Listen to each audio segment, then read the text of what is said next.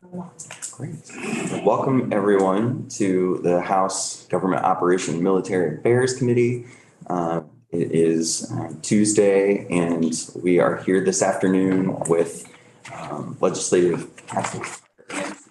Going to do a couple of things. I believe he's prepared to give us an overview on the role of House Gov.Ops and Military Affairs in municipal law, and also take us through a walkthrough of some draft language that a bunch of us and stakeholders have been working on in the background to deal with some of the expiring authorities regarding town meeting day and the meeting law. So Tucker, I will turn it over to you. Well, good afternoon, everyone. For the record, Tucker Anderson, Legislative Counsel.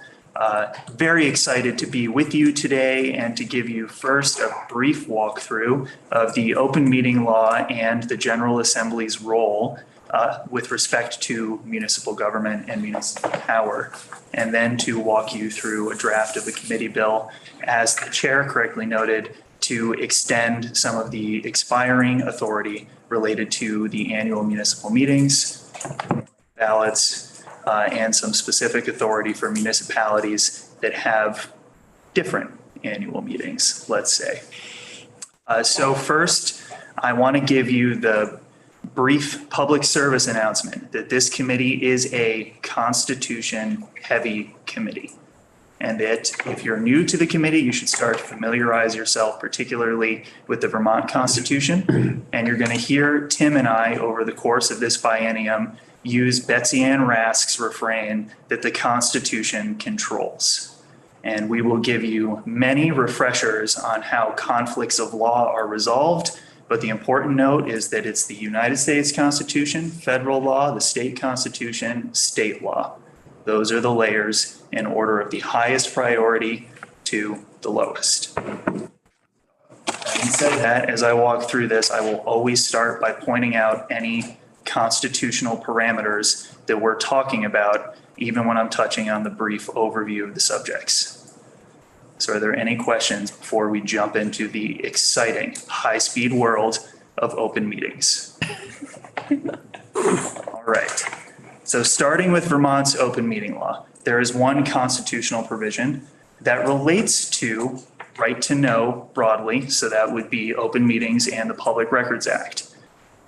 This is not a self-executing constitutional provision, which means that it doesn't have any express restraint on what you all do as a body when you're working with these laws.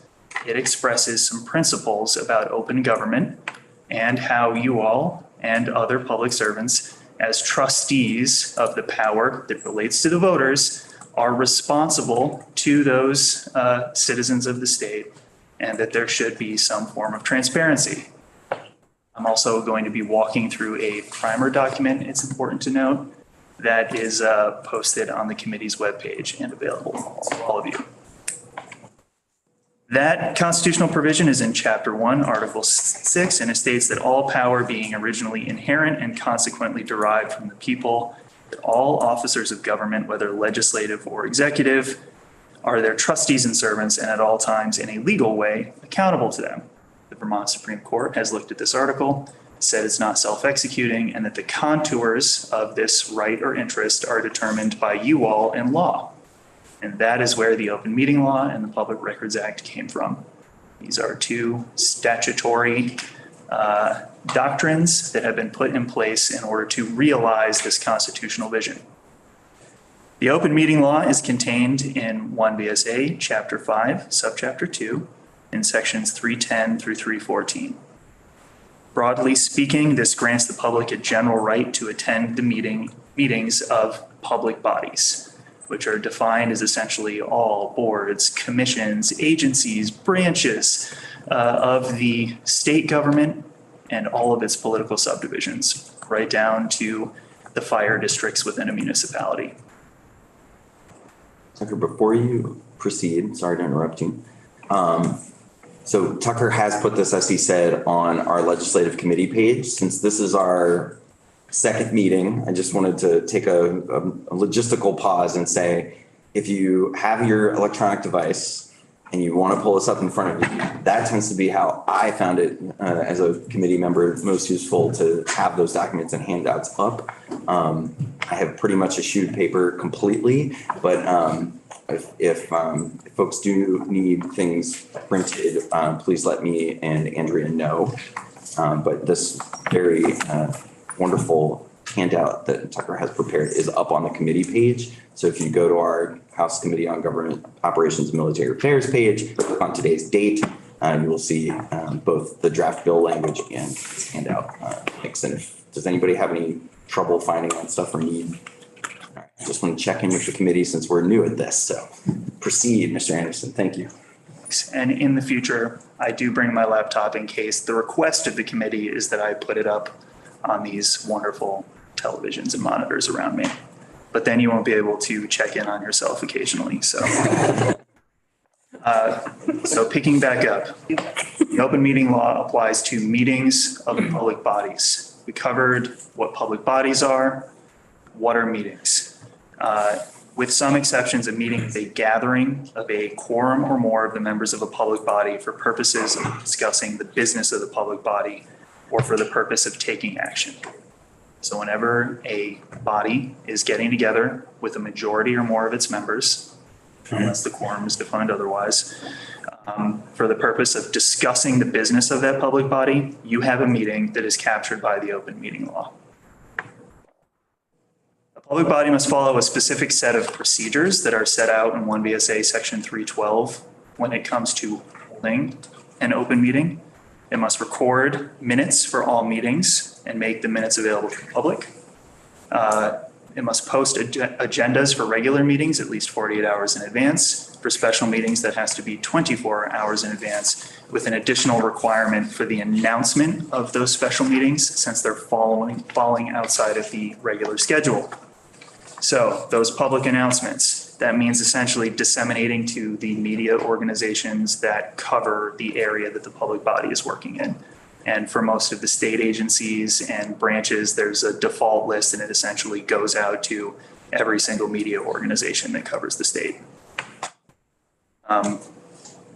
The agendas and notices have to be posted in designated physical locations at the same time.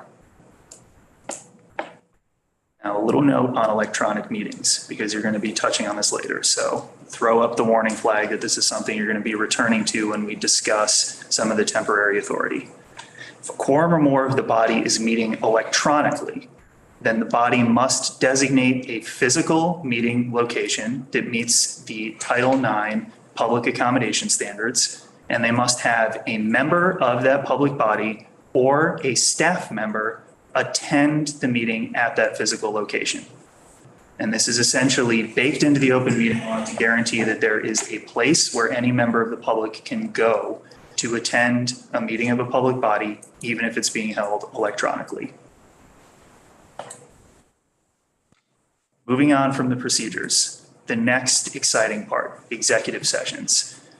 1 BSA section 313, the only note that I have for you in this general overview is that there can be closed meetings of a public body, but they must be held under one of 10 enumerated bases, which cover some broad topics, but there's only 10 of them within the open meeting law. There must be a motion to enter executive session, and 2/3 of the members of the public body have to agree to go into executive session. I included in the handout a brief mention of what happens when a meeting goes wrong and there's an aggrieved member of the public who has a complaint about the process.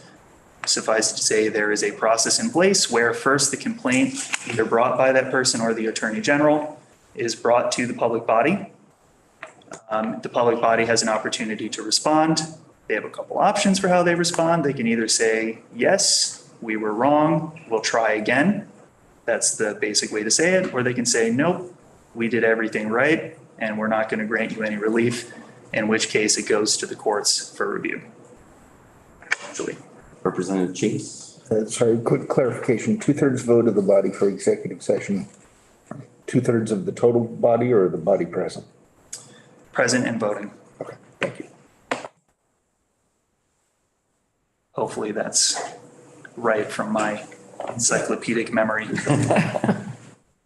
Act 157 from last biennium introduced an interesting amendment to the open meeting law. It enacted a new 1 VSA section 312A, and I will put a little note in here for viewers at home that that has not been posted on the General Assembly's website yet because the publisher has not prepared all of Title I for publication yet, but you can find it. It's linked in the document for the act, and it's also on the LexisNexis website. The basics of what that section did is it allows by default when a state of emergency is declared and that state of emergency affects a public body in an area and would basically prevent them from being able to meet in a physical location, they are allowed during that state of emergency to meet fully electronically without designating a physical meeting location and without having to post notices in a physical location. Which leads us right into some of the temporary authority that was passed over the last, believe it or not, 3 years, I believe.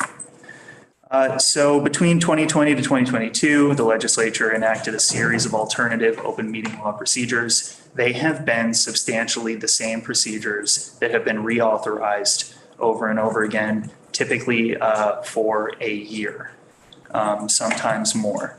2022 Act number 78 was the most recent, and that expires on January 15th, 2023. So we're coming up on the expiration of that temporary authority. Before that, it was 2020 Act 92 and 2020 Act number 113. And those were two separate pieces of open meeting law temporary authority that were subsequently combined in Act 78. Are there any questions about any of that? So Tucker, I think I know the answer to this question, but the original Act 1 from last year extended some of the emergency authorities. So the kind of the extensions started with H48 last biennium, which became Act 1, and then some of those were repeated in Acts 77, 78, and 79.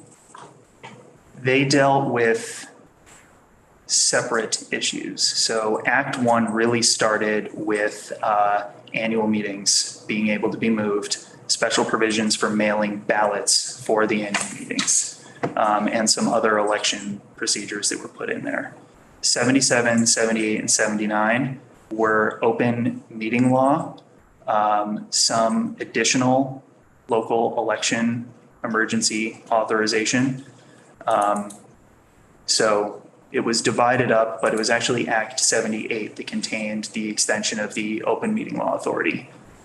And the reason it happened that way is that the state of emergency extension did not affect public bodies in the same way as some of the emergency authorization that was necessary in Act 1 to give municipalities the opportunity to respond in time for the annual meeting date.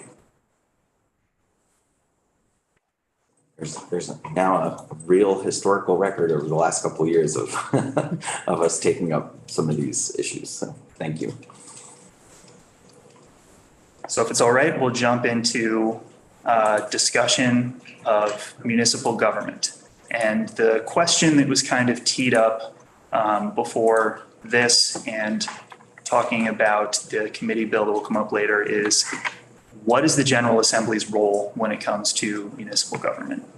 And why are there things like these very specific authorizations related to, for example, the town of Brattleboro or the Northeast Kingdom Waste Management District? And more broadly, what are charters and why do we deal with them all the time? And the answer is, let's start with the Constitution. So the Vermont Constitution does not vest municipal governments with power, either express or inherent power. Instead, the Constitution grants the General Assembly the power to create and alter, i.e. control, municipal governments, to create municipal corporations. As a result, the creation of municipal governments and the delegation of authority to them must be passed through a legislative act. So the General Assembly has to actually pass an act to create municipal governments, as you did last year with the City of Essex Junction, and to give them power. Now, what is a charter? We're going to get to it later, but it is the codified acts of the General Assembly that have created and delegated power to those municipal corporations. So we'll talk about that in a bit. The three provisions that you will become familiar with when you're talking about how the General Assembly creates, alters, and occasionally destroys its municipal corporations is Chapter 2, Section 2, which is the supreme legislative power, and that's that the power of the supreme legislative power of the General Assembly is exercised through the House and the Senate. You're a bicameral legislature, so you have to pass an act in order to exercise any of the powers that are granted to this branch of government. It has to be an act. Section 6 within Chapter 2, which enumerates the legislative powers, including the authority to, quote, grant charters of incorporation, subject to the provisions of Section 69, which we'll get to in a moment, constitute towns, boroughs, cities, and counties. So there's the power to create, and we'll learn later, thereby control. Under Section 69, the Vermont Constitution states that no charter of incorporation shall be granted, extended, changed, or amended by special law, except for municipal, charitable, educational, penal, or reformatory corporations, as are to be and remain under the patronage or control of the state. So to break down some of the negative clauses there, this is essentially saying that as far as corporate entities are concerned, the General Assembly is not allowed to create them, except for, and we're talking about municipalities here, municipal corporations, which shall remain under the patronage and control of the state. Why is that language necessary? Well, if you've ever gotten David Sheets' tour of the State House, you'll find out that there used to be a desk in a hallway for the Secretary of State, and the General Assembly effectively passed acts to incorporate every corporation in Vermont. So it turned into, well, you're not actually going to pass special laws related to one individual corporation, except you will continue to do that for municipal corporations. Again, that's what the charter is. You are incorporating a municipal corporation and delegating authority to them. So of course, this has been challenged and Representative I'm Hooper. curious, Tucker, when, if you know the answer, was the last legislative session to have a municipal corporations committee? I don't know the answer to that. Okay. Or if one has ever existed. I do know that 4 years ago, the Government Operations Committee created a municipal charter subcommittee. They would meet in the mornings on Thursday, much to my chagrin, and they would review municipal charters and make recommendations to the committee as a whole. Municorps, they The, call it. That, I would love to, if you can find an answer, I'd love it. Sure. Thank you. Well, we did last biennium create the City of Essex Junction. In the oh city. yeah. So these are, every once in a while, the modifying happens all the time, but it's the creating and the destroying that's really interesting. And I believe we may be seeing a charter change that would have us merge two municipalities coming our way. So we're gonna see a bit of this. So the context that Tucker's laying down for us is going to be important. Representative Sheets? Do you know when the last time any changes to the counties were? I noticed that in the last. It has been a while. And so as it turns out, we had to amend the list of municipalities within Chittenden County to add the City of Essex Junction. And when I reviewed it, the most recent changes were technical in nature and were maybe from 30 or 40 years ago. Thank you.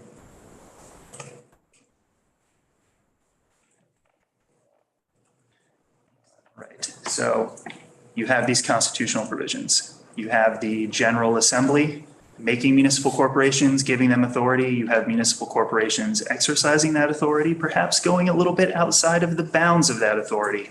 So naturally, you have a wealth of cases dealing with what the scope of municipal power is and what the role of the General Assembly is. So we'll take a brief tour through some of that case law and introduce you for the first time, and don't let it stick too much, to the term Dillon's Rule. We'll try to understand what Dillon's Rule really is. And I apologize if I haven't done a great job in the past.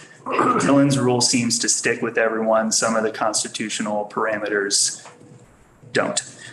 All right, so in reviewing the constitutional authority over municipal governments, the courts have stated that Vermont is a Dillon's Rule state. Dillon's Rule provides that municipalities have only those powers that are granted to them by the legislature. Vermont courts have further stated that municipal powers are subject to strict construction and that whatever is not unequivocally granted in an act is taken to have been withheld. So when you are dealing with some of the municipal authority before you, the words really matter. The scope of the delegation really matters. Because anything that is not granted to the municipality is taken to have been withheld by the General Assembly. I included some quotes from the city of Montpelier v. Barnett. They refer back to some interesting railroad cases from the 19th century that were decided by Justice John Forrest Dillon. So, a little teaser. The power of the municipality is limited to what has been granted by the state. John Forrest Dillon, for whom that principle is named, famously described this idea while Chief Justice of the Iowa Supreme Court. Municipal corporations owe their origin to and derive their powers and rights wholly from the legislature. It breathes into them the breath of life without which they cannot exist. As it creates, so may it destroy. If it may destroy, it may abridge and control. It's very dramatic. The basics are that the General Assembly has what's known as plenary authority over municipalities. And if you don't give them powers, they don't have them, at least under the constitutional frame of government that Vermont and many other states have. By the way, you will hear another term, pure Dillon's Rule. That's what Vermont is, because it does not have any constitutional amendments that have started to carve away some of that plenary authority over municipalities. All right, I listed some other. Eugene has a question. Just clarifying, did you say pure or peer? Pure, P-U-R-E. I think you. Excuse my Western Oh, Massachusetts. no, I have the same problem. I was just trying not to let the Old Testament imagery of Chief Justice Dillon, make sure we don't have that go to our heads here. All right, so you'll also hear some terms as you're working within municipal law. General law versus the charter specific or charter law.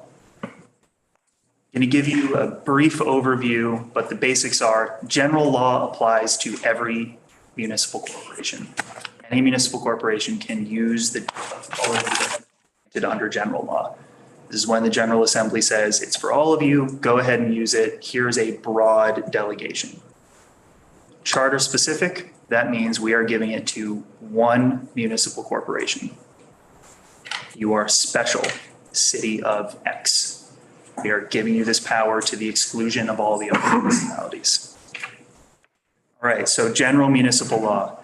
This grants general powers available to every municipality and defines a default frame for municipal government. It covers a mixture of legislative delegation, legislative agency, so the structure of government and municipal officers, legislative authority, ordinances and enforcement, finances, taxes, and indebtedness, public services, infrastructure, lands, funds, and development. So a lot of this is in Title 24, which you'll become intimately familiar with, but there are general grants of authority to municipalities throughout Vermont statutes. It's everywhere. The municipal police powers are in an area of frequent amendment and concern. These powers are mostly kept in 24 VSA section 2291. There's an enumerated list of municipal regulatory powers, which was most recently amended in S181 from last biennium. So Tucker, just to make it clear for everybody, that's a town's ability to create ordinances on certain subjects. Yes, although that's just in, let's say, 2291 or 24 VSA chapter 59 and 61, but there are also delegations of authority, for example, in the zoning statutes. You know, the ability to adopt bylaws. Title 18 has a delegation of authority that was recently dealt with by the General Assembly related to local health rules. So it's broader than just the ordinances. And again, it's not always legislative power that's being delegated. It's not always the ability to adopt an ordinance or a rule or a bylaw. It's also the authority to enforce potentially state law granted to a municipal officer. It might, yeah, let's stick with enforcement. Municipal courts, by and large, gone. But Question? so jumping into charters. Municipal charter is a set of special laws that apply exclusively to one municipal corporation. Chartered municipalities derive specific powers from legislatively approved charters. Often charters are a vehicle for these municipalities to acquire unique powers, exclude themselves from a particular demand of general law, or to add or eliminate local offices, which is one of the most common that you'll see in this committee. And I will get ahead of myself a little bit here to say the reason that happens quite frequently is that when a municipality has asked for a charter and it has been enacted by the General Assembly, in order for that municipality to back out of some of that specific language, they have to come back to the General Assembly with a minor exception, which is that recently you all gave them the authority to suspend for a period of 3 years, charter-specific authority, and to notify you, hey, we have given up this specific authority for a 3-year period, and then it's up to you all to decide whether it should be permanently repealed or whether the municipality 3 years later is going to have to go back to having a grand juror, for example. An important note about principles of interpretation when we're talking about municipal power. Special laws will control over general law. So whenever you're dealing with a new charter, it's important to remember that that charter-specific authority is going to control over all of the general law that is inconsistent with that charter. You are giving a very specific delegation of authority. And the rules of legislative interpretation say that that is going to control if there's ever an inconsistency between that charter-specific power and what exists in all of the other statutes that are inconsistent with it. So those are the notes on the charters.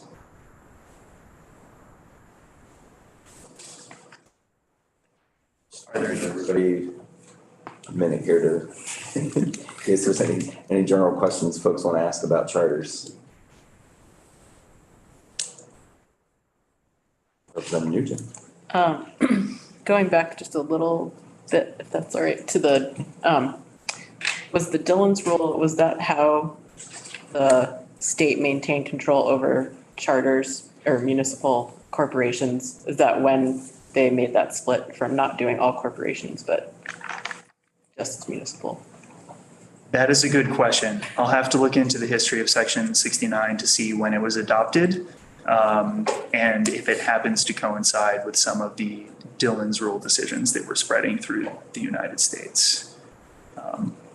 My instinct is to say that the reason for the timing of Section 69 probably coincides with the division of some of the duties over private corporations and the Secretary of State's role in overseeing them. Thank you.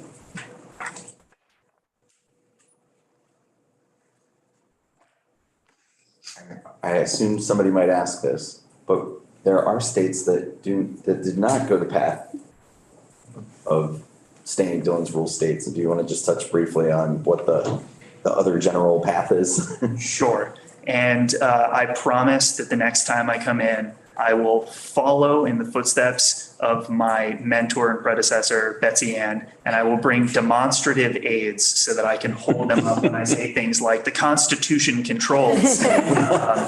So as we discussed, Vermont's Constitution is a pure Dillon's rule model because the frame of government is focused on the state and it doesn't talk about municipal corporations. There are states that have amended their constitutions to include municipal powers in the frame of government. Some of them are broadly referred to as home rule. And the way that home rule operates, at least from the conceptual level, is similar to how the state interacts with the federal government, right? So when you all are working within a particular area of law, one of the concerns is, has the federal government preempted this? Has the federal government enacted a statute that completely occupies this area? And are you, as a state, prohibited from enacting contrary laws because the federal government, with supremacy of law, is standing in and saying, nope, we're completely occupying this area and you can't do anything about it? That is how home rule, from an interpretive level, operates in those states. There is some inherent or implied municipal authority. They can do certain things within an area of local concern, but state law is still going to control if it's preempting and controlling, right? So if state law has completely occupied an area, home rule doesn't allow the municipality to supersede state law. It just allows that municipality to operate within that structure of state law. I can send you some examples. A recent one that has come up perhaps over the last 4 years, there are some interesting home rule proposals in West Virginia. West Virginia's constitution is incredibly complicated. But for example, there are some limited taxing authority in the Constitution for West Virginia's municipalities over a certain population threshold.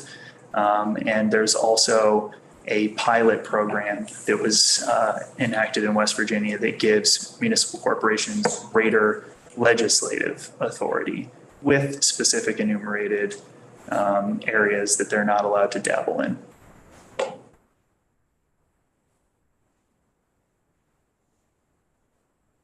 I'll say you're a lot more engaged than I thought you were going to be, despite that last 10-second silent pause.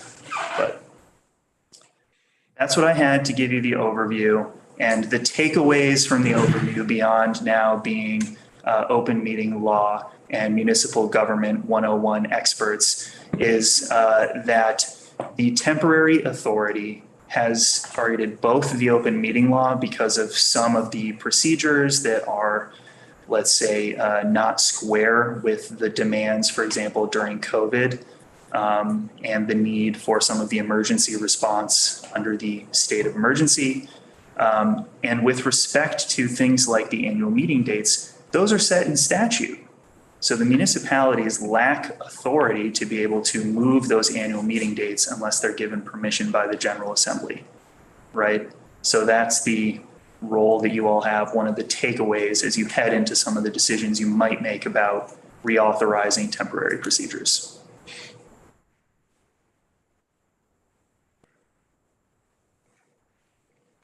I want to give the committee one last opportunity before we turn the page and start looking at the proposed language. Any general questions about our role with municipalities, charters? I think we got a good history lesson, Representative. Mr. Chair, sure. Tucker, could you explain a little bit? I know other states have a lot bigger role with their counties.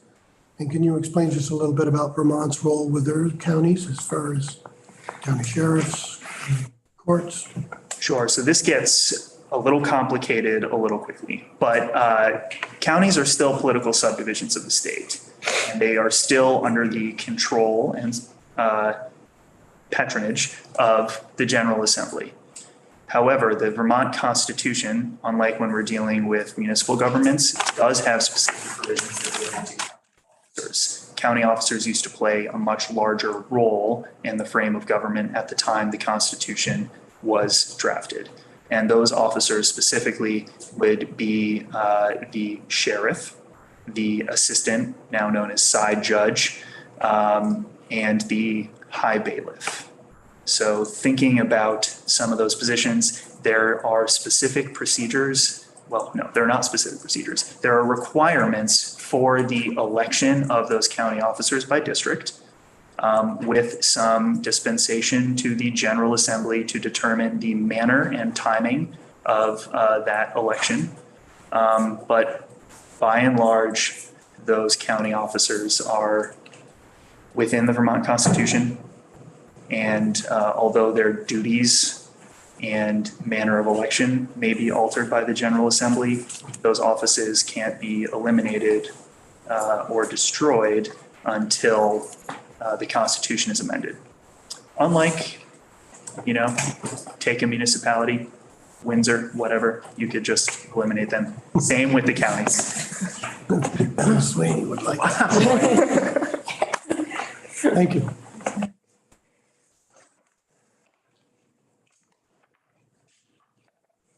I'll need to remember that even with Chief Justice Dillon's highfalutin talk, any ideas we come up with in this body would have to get approved by the other body. We only can, as Tucker said, we have to actually pass an act into law in order to exercise all this supreme authority. So it's all like not let our heads get too big.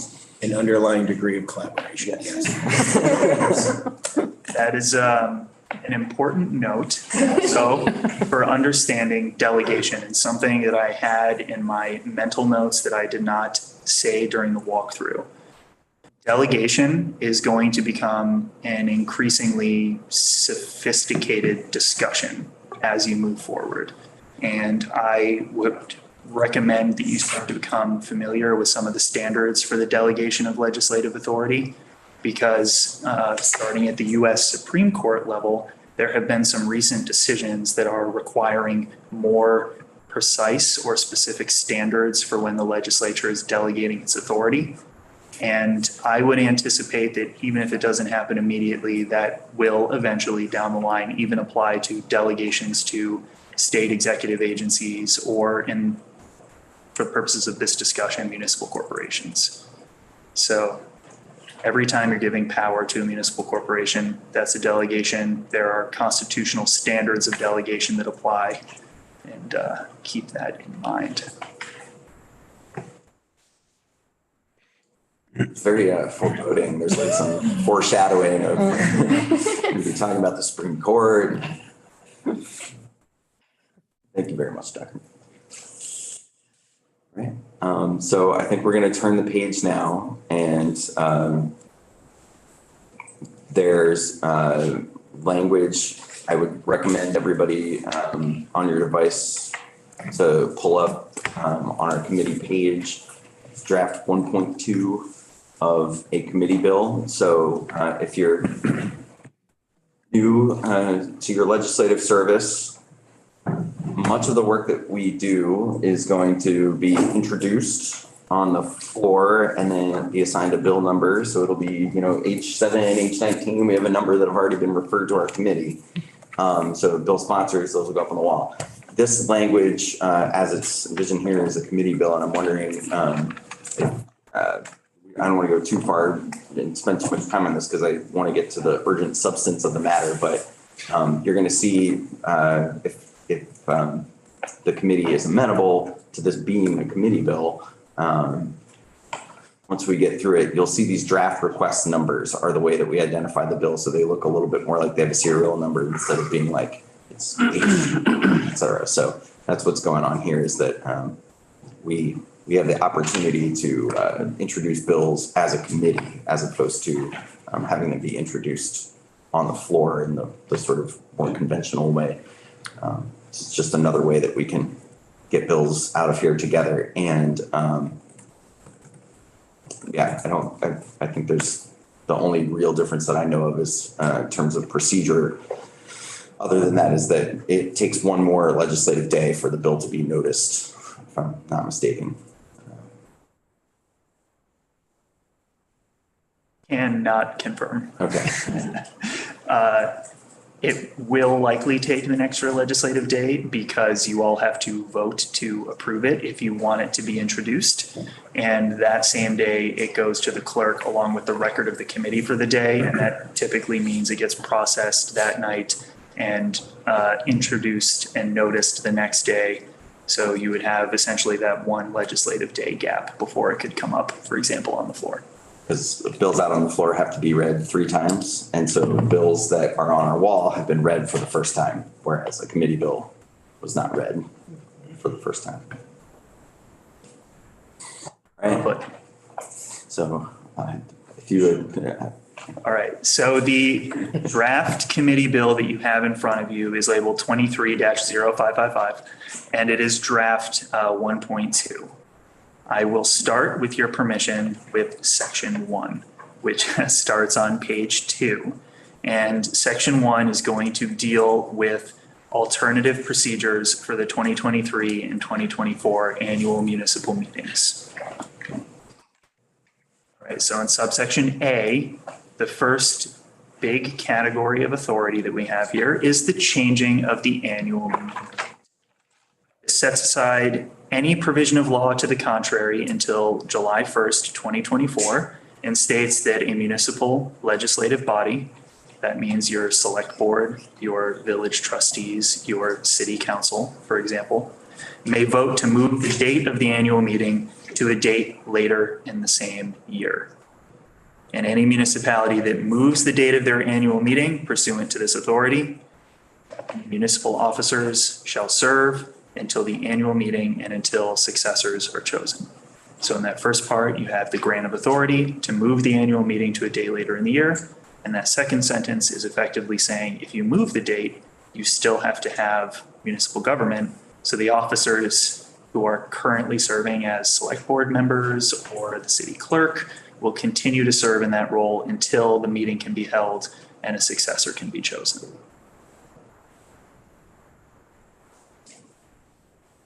Questions? Representative Hanko. Thank you. This is a really basic question. I understand when we passed the law last year, it was because COVID was still in its throes. How have we identified that we need to extend this law again? It's a really great question. So I think we're going to be hearing some testimony from folks representing towns. So I might say just that we've been asked to consider extending this authority because many towns assumed that they would have that authority after a couple of years, and we are fast approaching town meeting day. But I think this is a great question to bring up again when we hear from the League of Cities and Towns, folks from the Secretary of State's office, and that is a very important question that I think we'll hear more on, but it's probably not for Tucker to weigh in on.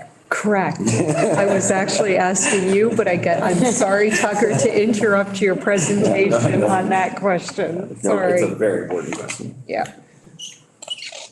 I invite all questions. I don't answer a lot of them. So, subsection B. This deals with the authority to apply the Australian ballot system. This notwithstands 17 VSA section 2680A.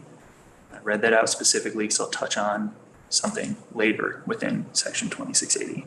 And 16 VSA section 711 sub E that require the voters of the municipality to vote to apply the provisions of the Australian ballot system to an annual meeting until July 1st, 2024. So we're setting aside that requirement that the voters approve essentially the application of the Australian ballot to the annual or special meetings during this time period, and instead allowing any municipality to apply the Australian ballot system to its annual municipal meeting held by a vote of its legislative body.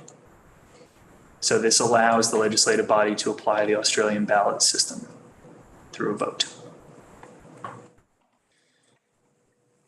Any such vote shall also apply the Australian ballot method of voting to any vote that occurs as a result of the annual meeting, such as a budget revote or a reconsideration vote pursuant to the applicable sections of Title 17. So if the legislative body decides to apply the Australian ballot to its annual meeting and there's some sort of subsequent reconsideration or revote that needs to happen, then Australian ballot will also apply to those subsequent votes.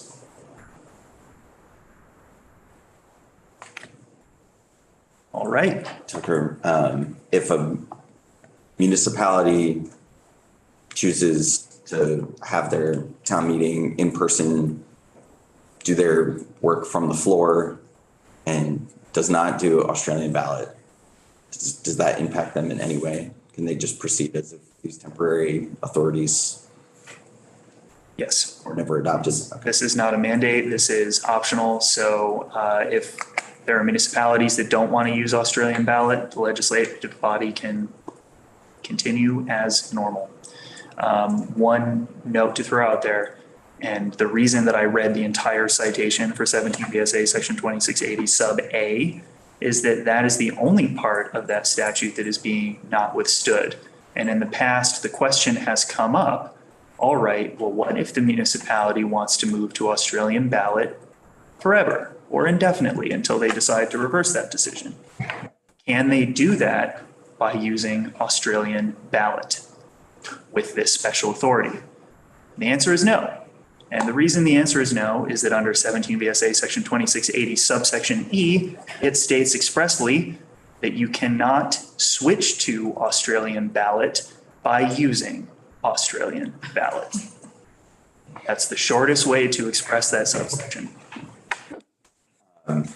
Tucker, before we met, I was approached by one of our colleagues who's not on the committee who had a question about the actual reverse situation. So if you have a legislative body who has a desire to move permanently to Australian ballot, but plans to have in-person traditional town meeting for this town meeting day, is there anything in here that would prevent them from at their conventional old-fashioned town meeting day electing at that time to move to Australian ballot for future town meetings? No, they would continue to operate under general law, which says that they can convert to Australian ballot by holding their traditional in-person Vermont town meeting. Voice vote. Yes. I believe this was Mount Mansfield School District is where there was a little bit of, they thought that while these provisions were in place, they would not be able to change anything for the future, even if they did the old-fashioned meeting. So that's good clarification for those towns. Mm-hmm. Any other questions about this piece of the Australian ballot? Yeah, it's a little bit more historical content, I think. Like, so the more traditional vote from the floor style that we think of in our minds is, you know, the old ways of town meeting engagement. How prevalent is that still regionally or even nationally in other states? I don't know the answer to that question, but I know that I think I saw out of the corner of my eye that Will Senning entered the room at some point. So if Will is here, I'm sure that he has at least some information to share with you about the number of municipalities that still stand up to vote. Thank you. We'll be getting an overview and some introductions to folks, including Will, later this afternoon. So hold that question for you. With bated breath. Subsection C, still dealing with annual meetings here. This is electronic public information hearings. Some municipalities, by their election, they have decided to have public informational meetings prior to the annual meeting date. So effectively, they are allowed to hold their non-binding, non-voting portions of the annual meeting in the days that precede the annual meeting. And it's a hearing where they can, for example, present what the budget proposals will be, or to answer questions from town residents about some of the ballot items. And in some of those towns, they even take proposals to adjust the budget on those days during those hearings. So in this subsection C, it states that through, I have identified a technical correction, through July 1st, 2024, a municipality may use electronic means without designating a physical location to conduct these public informational hearings. A hearing that is held under this subsection shall comply with all the provisions for electronic meetings under Section 2 of this Act, which we'll get to momentarily, and that is the temporary procedures for open meetings held electronically.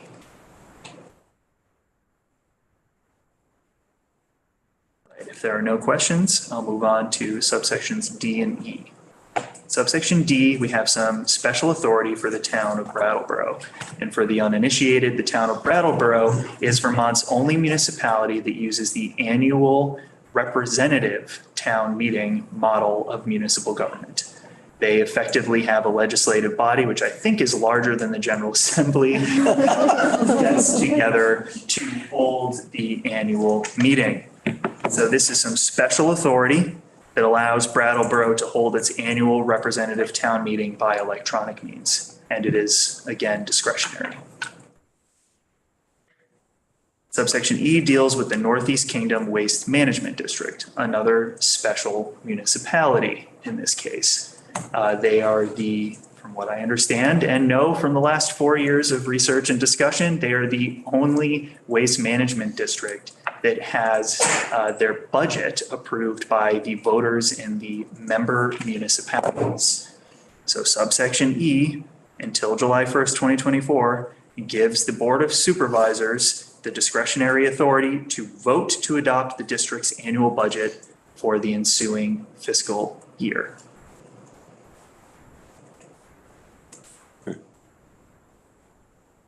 And to answer an unasked question, yes, these were also in the previous temporary authorities from 2020, 2021, and 2022.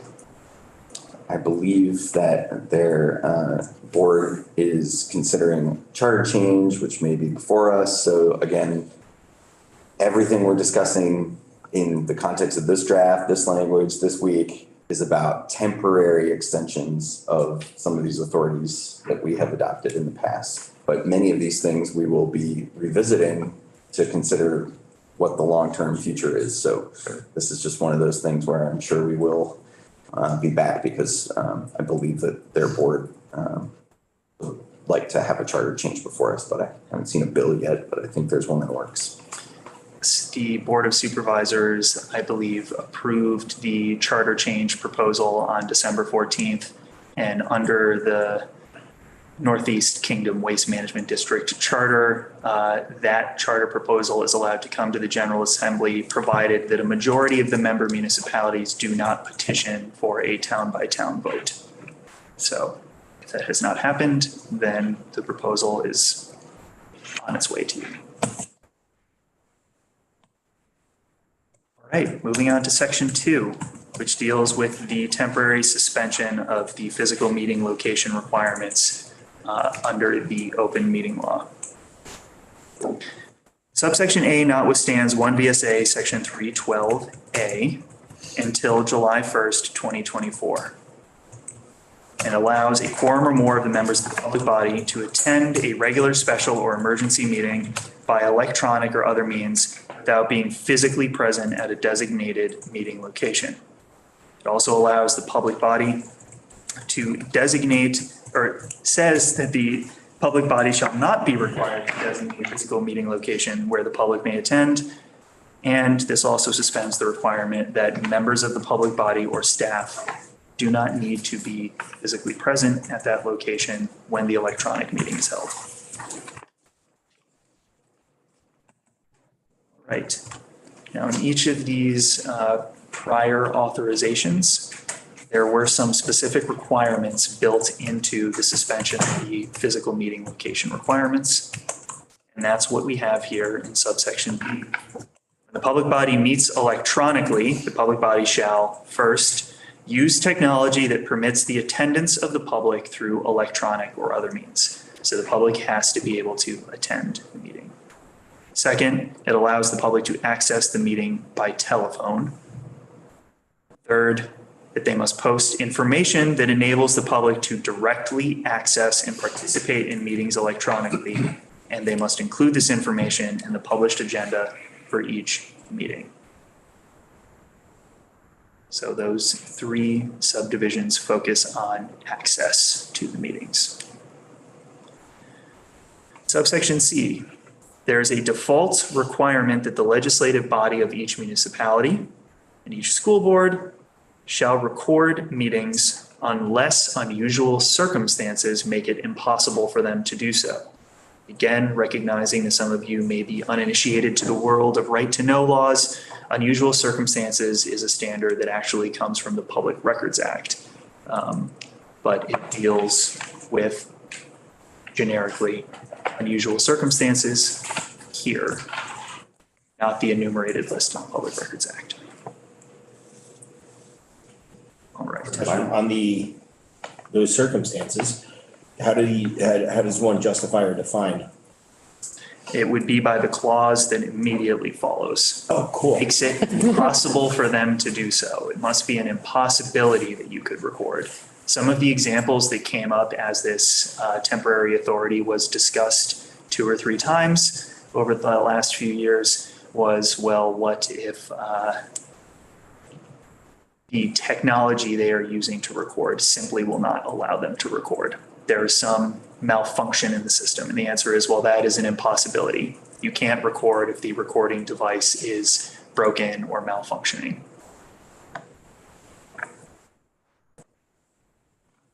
I had a question. Oh, yeah, sorry, Representative. So I noticed that there's, it requires that the meetings are recorded, but there's no requirement they're posted or shared with, like on a website or whatever. Is that been, or has it been discussed, or is that a part of any of this? Or is it just that they necessarily need to record it, not make it available? In my memory, that has not been a part of the discussion. The requirement to actually proactively post or publish the recording, just that it be recorded. And recall that the Public Records Act will still apply to this record. So it can be requested by a member of the public and either inspected or copied.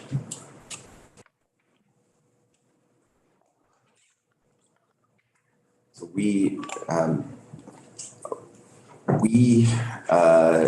in our legislative work, the House and Joint Rules Committees and Senate rules have adopted policies that have led to us requiring that our committee meetings and the proceedings of each of the chambers be put on the internet and be accessible to the public proactively. That comes at some pretty significant logistical and staff investment, which we have done here.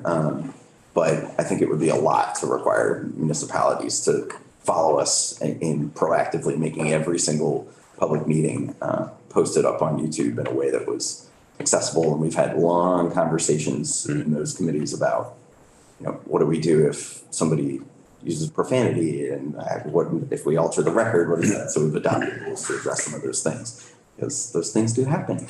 And so there's a lot behind that question, which we should continue to consider while we're thinking about this brave new world of having every single one of these meetings recorded. As the records officer, just say, use the legislative website, please. It's amazing, and it's correct that we proactively disclose the vast majority of records. Almost everything goes on the legislative website. All right. Subsection D. Now this is going to deal with some of the posting of the notices and agendas. So notwithstanding Section 312, Subdivision C2 of the Open Meeting Law and Subdivision D1B, until July 1st, 2024, a municipal public body may post any meeting agenda or notice of a special meeting in two designated electronic locations in lieu of the two designated public places in the municipality. And then this was a specific clause that was brought up in the Senate, or in a combination of designated electronic locations and a designated public place. A municipal public body shall post a notice or agenda in or near the clerk's office and shall provide a copy of each notice or agenda to the newspapers of general circulation in the municipality. So the boiled down version of this is that this would allow the public bodies to post their notices and agendas in electronic locations, and they will still post them near the municipal clerk's office in the case of municipality, and that copies of these will also be disseminated to the newspapers of general circulation.